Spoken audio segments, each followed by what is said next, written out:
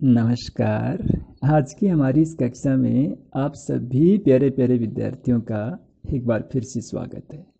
तो आज हम पढ़ने जा रहे हैं कवि रहीमदास जी के दोहे। 4 दोहे तो हमने पिछली कक्षा में पढ़ लिए थे शुरुआत के, और आगे के 4 दोहे हम आज पढ़ेंगे। तो कवि रहीम जी का 5वां दोहा है कि जो रहीम उत्तम प्रकृति का करि सकत कुसंग, चंदन विष व्यापत नहीं लपटे रहत भुजंग। इस दोहे में कवि रहीम जी ने मनुष्य को उत्तम स्वभाव बनाए रखने के लिए कहा है। जो उत्तम स्वभाव के मनुष्य होते हैं उनकी क्या विशेषताएं होती हैं उसके बारे में बताया है। वे कहते हैं कि जो रहीम उत्तम प्रकृति का करि सकत कुसंग, कि यदि मनुष्य का स्वभाव उत्तम है तो उसका कुसंग क्या कर सकती है, यानी बुरे लोगों की संगति भी उसका कुछ नहीं बिगाड़ सकती। चंदन विष व्यापत नहीं लपटे रहत भुजंग, कि जैसे चंदन का वृक्ष होता है उसके ऊपर भुजंग यानी जहरीले सांप लिपटे रहते हैं, फिर भी चंदन के वृक्ष उन जहरीले सांपों का जहर ग्रहण नहीं करते। ऐसे ही सज्जन मनुष्य होते हैं जिनका स्वभाव उत्तम होता है, वो अगर बुरी संगति में बैठते भी हैं, रहते भी हैं, बुरे लोगों के साथ रहना भी अगर उनको पड़ जाए तो उन बुरे लोगों की बुराइयों को वो ग्रहण नहीं करते। तो उत्तम स्वभाव के मनुष्य पर कुसंगति का दुष्प्रभाव नहीं पड़ता। यही बात रहीम जी ने इस दोहे में समझाई है। अगला दोहा है, रूठे सुजन मनाइये जो रूठे सो बार, रहीमन फिर पोहिए टूटे मुक्ताहार। इस दोहे में कवि रहीम जी ने सज्जन मनुष्य जो होते हैं उनकी मित्रता को बनाए रखने के लिए कहा है। सज्जन मनुष्यों की मित्रता के महत्व का, उसके मूल्य का, उसकी कीमत का प्रतिपादन इस दोहे में उन्होंने किया है कि सज्जन मनुष्य की मित्रता बड़ी महत्वपूर्ण होती है, बड़ी कीमती होती है, उसको टूटने नहीं देना चाहिए।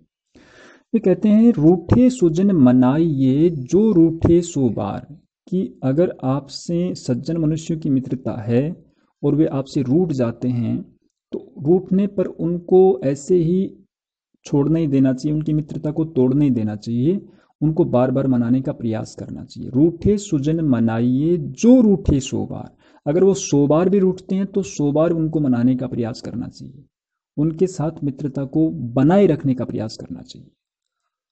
तो आगे उन्होंने कहा है कि रहीमन फिर पोहिए टूटे मुक्ता हार। तो कवि ने सज्जन मनुष्यों की मित्रता को मोतियों के हार के समान बताया। जैसे मोतियों का हार टूट जाता है तो बार बार टूटने पर भी उनके मोतियों को हम पिरो करके गूंथ करके फिर से उस हार को बना लेते हैं।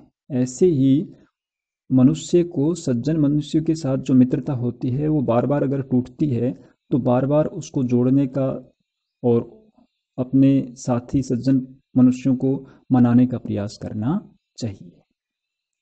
अगला दोहा है, तरवर फल नहीं खात है सरवर पियहिन पान, कही रहीम पर काज हित संपत्ति संचही सुजान। तो इस दोहे में कवि रहीम जी ने कहा है कि सज्जन मनुष्य जो होते हैं ना, वो धन संपत्ति का संचय अपने लिए नहीं करते, दूसरों के भले के लिए करते हैं। ये उनकी एक अनूठी विशेषता है। तो वे बताते हैं कि तरवर फल नहीं खाते है। तरवर का मतलब होता है पेड़। तो पेड़ हैं वो फलों का संग्रह अपने लिए नहीं करते, वो फल पेड़ पे जो लगते हैं वो पेड़ खुद अपने फल नहीं खाता है। ऐसे ही तरवर फल नहीं खाते है सरवर पियहिन पान, और सरोवर जो होता है, तालाब जो होता है, वो भी पानी का संग्रह अपने लिए नहीं करता, दूसरों के लिए करता है। वह अपना पानी खुद स्वयं नहीं पीता है। तो उसी प्रकार से कही रहीम पर काज हित, पर माने दूसरा, पर काज हित, हित माने भला होता है, तो दूसरे के काम के लिए, दूसरे के भले के लिए ही संपत्ति संचय सुजान। तो सुजान माने सज्जन मनुष्य जो होते हैं वो संपत्ति का संचय किया करते हैं, संग्रह किया करते हैं। तो धन दौलत जो कमाते हैं सज्जन मनुष्य वो अपने लिए नहीं कमाते हैं, धन दौलत का संग्रह अपने लिए नहीं करते हैं, दूसरों के हित के लिए, दूसरों के भले के लिए करते हैं। वैसे ही जैसे एक पेड़ फलों का संग्रह अपने लिए नहीं करता और सरोवर पानी का संग्रह अपने लिए नहीं करता, दूसरों के लिए करता है। तो इस प्रकार सज्जन पुरुषों की इस अनूठी विशेषता के बारे में कवि रहीम जी ने इस दोहे में बताया है। अगला दोहा है, थोथे बादर कुंवर के ज्यों रहीम गहरात, धनी पुरुष निर्धन भये करे पाछली बात। तो इस दोहे में कवि रहीम जी ने मनुष्य को और वास्तविकता को पहचान कर जीवन में आगे बढ़ने का संदेश दिया है। वे कहते हैं कि थोथे बादर कुंवर के, कुंवर का मतलब वर्षा ऋतु का जो अंतिम महीना आता है, आश्विन मास हम कह सकते हैं, उसमें वर्षा ऋतु का जो समाप्ति का महीना होता है तो उस समय बादल तो छाते हैं आकाश में, दिखने में वो बादल जैसे लगते हैं, लेकिन उनमें जल नहीं होता। वो गरजते हैं, उमड़ते हैं, घुमड़ते हैं, लेकिन बरसते नहीं हैं। तो थोथे होते हैं। थोथे बादर कुंवर के ज्यों रहीम गहरात, जैसे आश्विन मास के बादल जो होते हैं वो थोथे होते हैं, उमड़ते घुमड़ते हैं, गरजते रहते हैं, मगर बरसते नहीं हैं, वैसे ही कहीं धनी पुरुष निर्धन बहे, वैसे ही जो धनी पुरुष होते हैं, धनवान जो आदमी होते हैं, वो जब गरीब हो जाते हैं, निर्धन हो जाते हैं, उनके पास जब धन नहीं रहता है, करे पाछली बात, तो गरीब होने पर भी वो पीछे जब उनके पास धन था वो धन वाली ही बातें करते हैं। वो बातें तो धन वाली करते हैं गरीब होने के बाद, लेकिन उनके पास धन नहीं होता। वैसे ही जो वो बादल जो होते हैं आश्विन मास के, वो बादल तो होते हैं लेकिन उनके पास जल नहीं होता। तो मनुष्य को ये संदेश इस दोहे में कवि ने कहा है कि मनुष्य को ये पहचानना चाहिए कि वो अब कैसा है, पहले कैसा था, इस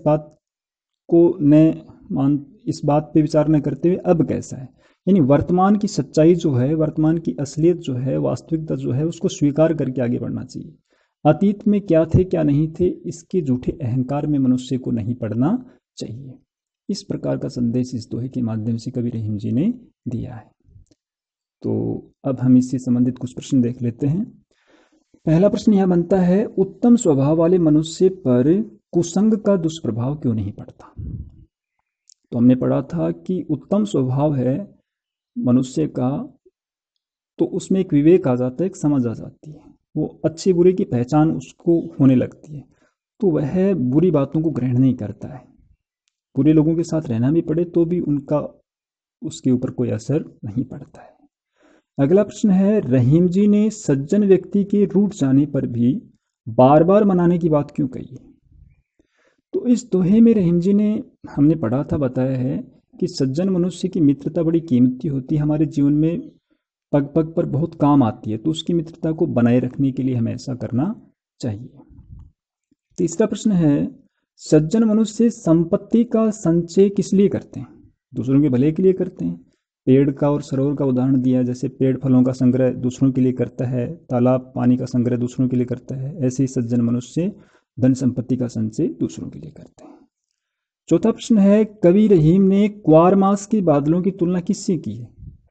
उन लोगों से की है जो कभी पहले धनवान थे लेकिन अब गरीब हो गए हैं, लेकिन फिर भी अतीत की बातों में अतीत की ही बातें क्या करते हैं, नहीं अतीत वाली धन वाली ही बातें क्या करते हैं, लेकिन उनके पास धन नहीं होता है। यानी व्यर्थ के झूठे अहंकार में जो फंसे रहते हैं, उन लोगों के बारे में इस दोहे में कवि ने कहा है। तो इस तरह से इनको समझ करके हम इनके उत्तर आराम से दें, अच्छी तरह समझ करके अपनी भाषा में, अपने शब्दों में, अपने विचारों में हम इनको समझाने का प्रयास करें। तो आज के लिए बस इतना ही। आपने ध्यानपूर्वक सुना, इसके लिए आपका